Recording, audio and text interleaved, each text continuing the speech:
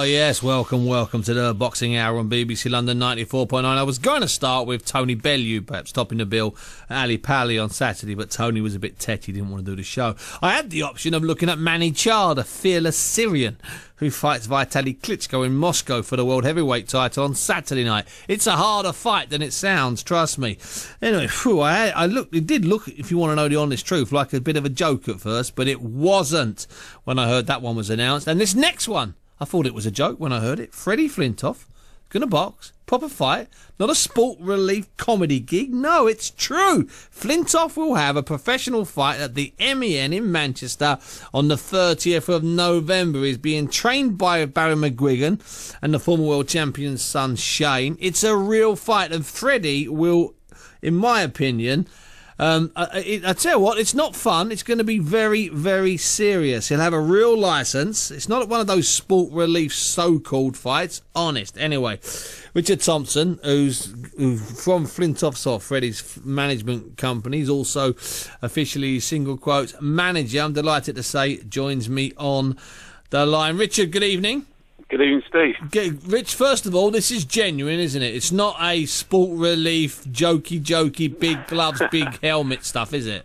No, this is the real deal, and Freddie's been working on it very discreetly for the last year because you're not going to do something like this unless you really feel you can achieve it. And obviously, Barry McGuigan's not going to put his reputation on the line if he didn't feel that on 30th November, Freddie can't go in the ring and actually look and behave and fight like a heavyweight. Yeah, and if Freddie's been there, on and off for a year. I know he's been training seriously for a couple of months, hasn't he? I mean, very seriously. Yeah. I mean, has he been sparring yet? Do you know, Richard? Yeah, he's been sparring since May. Wow. Quite intensely in the last couple of months, and a number of heavyweights have gone in there, and I mean, yeah, I don't want to give too much away because obviously the documentary is going to show what he's achieving. But I mean, just to give you an idea of how this all came about, there was a documentary on BBC One earlier on in the year on depression, and Barry featured in this documentary in terms of depression of boxers, etc.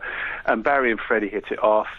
Freddie said, "Oh, can I come in?" And Carl Frampton, which is obviously Barry's protege, was in the ring at the time, and Barry and Shane frankly couldn't believe when they saw Fred move around the ring, because for a big bloke, he's 6'5", 17 stone, and moves very agilely and has a head of a punch. Anyway, that led to Barry saying, "You seriously have a talent," and one thing led to another, and Fred had used boxing very much as part of his cardiovascular training as a cricketer. Yeah, I've seen that all the time on the edge of the pitch, yeah. They love it, and it really builds fitness like no other sport. So, there was already something there, and he fought as a kid anyway in boxing clubs, etc. And then, the thing just developed from there, and then a couple of good amateurs got in the ring with him, and he hurt them quite badly. Then a couple of professionals got in the ring, and he shook a couple of those up. And then the reality of, well, Freddie, you can do this. You've got a talent, and it's, do you want to move this on? Do you want to take it seriously, and do you want to become professional? What's his body been like since then? I mean, has he changed in shape? Has he lost some weight, or is he putting on weight? Because guys that are not carrying a lot of weight, if they suddenly train hard, they can put on weight. Whereabouts is his body, Richard? Give us a clue. He's lost 20 kilos. He's down to 100 now. His body shape has changed completely. Wow. I mean, Shane McGuigan is an outstanding trainer. If you see what he's done to Carl and Carl's body and diet, nutrition, everything, I mean, it's taken it to another level. So Shane's been very hands-on at that level, and Freddie has responded to it extraordinarily well. I mean, to give you an example, he did the recent Cardiff to London cycle ride in aid of Son Maynard. And he had to take all his own food with him: steak, chicken, eggs, ask every chef on the way to cook to prescribe this, because when you're doing this, you've got to do it to a regime, and diet is essential. He won't drink now until the end of November. He hasn't drunk, I don't think, since July. Wow. So, I mean, for Freddie, if he went in the ring and got knocked out in the first round, he'd never live it down. Yeah. Now, let me ask you this, Richard. I mean, who's going to be promoting it as such? I mean, will it be... Is Barry got a promoter's licence? I think he has. Yeah, Barry's promoting this with the MEN. Okay. So the MEN are an important part of it because this is very much the homecoming. Freddie wouldn't fight anywhere else other than Manchester. So it's Barry with the MEN. John Knight's been very supportive, who runs the MEN. Box Nation have taken the fight live. But Sky One are doing like a documentary build-up program. Sky One are doing a 3 1-hour documentary. Cool. So we've got two 1 hours going out prior to the fight, and then the aftermath the following week. And I know that we're doing it on Box Nation Live, and obviously I'm not sure. Obviously, maybe some build-up stuff. Now, let me ask you this: what about opponent? Now, this is an interesting thing. Cause I've had a debate today with lots of boxing people, proper boxing people, not just lunatics and nutcases. And there's plenty of them in our boxing business, but proper people. And we're divided on whether you get in some seasoned guy who's maybe a little bit smaller, a little bit carrying a bit of weight and can't hurt Freddie, but at the same time probably give him a couple of rounds. Or if you're getting another novice, even a raw novice, what's the feeling at the moment, Richard? Or can't you give away much? I can't at the moment, but cool. Actually, interestingly, today a lot of names are suddenly coming to the hat. Sure. People coming forward. Other managers suggesting. I mean, Barry's got 3 names in mind. Two are American. There's somebody in the States, an NBA star, that's doing something very similar to Fred, and they want to fight Fred back over there, potentially Vegas next year. But obviously Fred's got to establish himself here, and he's got a long way to go to do that. But he fought an American that had some profile. And I think Freddie does... there's obviously everyone questioning it. There's a big phone in this morning on 5 Live, and they were discussing it and writing it. But Freddie has to lift the bar on this one. I think it's more likely to be an opponent with more form than you would expect than somebody that's... rather than a Rorio.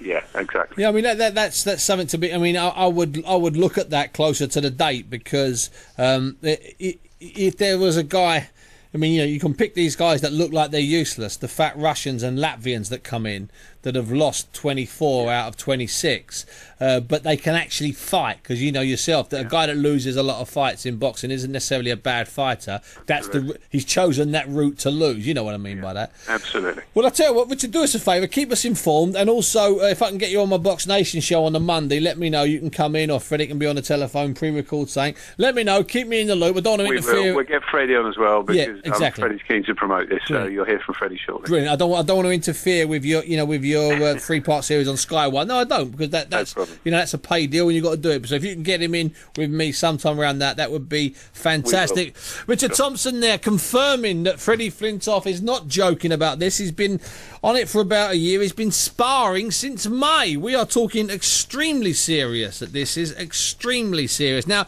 there have been crossover boxers before. There have been the crossover boxers, and we're going to talk to Curtis Woodhouse a little bit later on.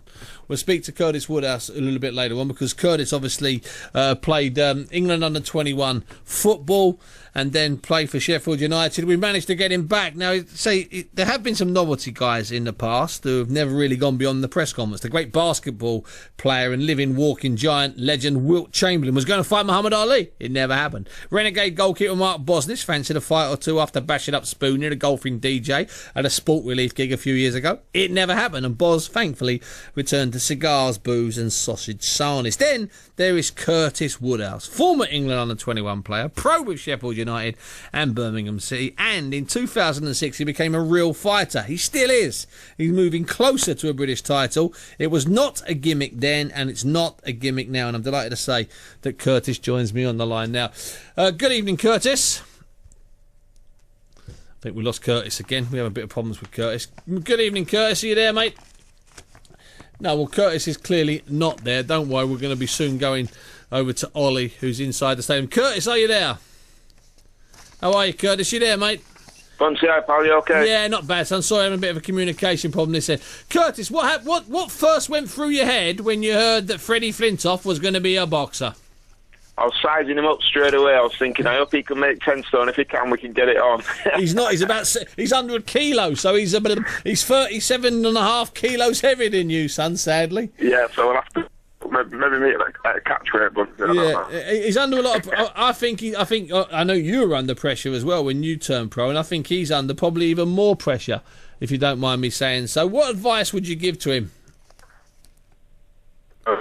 I think Kurt, we've lost Curtis there. We're gonna leave Curtis. We keep losing Curtis. We'll try and get back to Curtis. I try and get back to Curtis. I'm not sure if we can go to Ollie, who's in the stadium now. Can we go over to Ollie? No, we can't go to Ollie either. So we'll try and get back to Curtis, because I'm intrigued to find out what Curtis has got to say to him, because when Curtis first turned pro, I mean, he walked away from a career. Okay, he wasn't making 150 grand a week. He wasn't making phenomenal money, but he was a full-time professional. He had played for England under 21s. He'd played for Birmingham City. He was sold to Birmingham City, I think, by Sheffield United for $1 million. Curtis, are you back?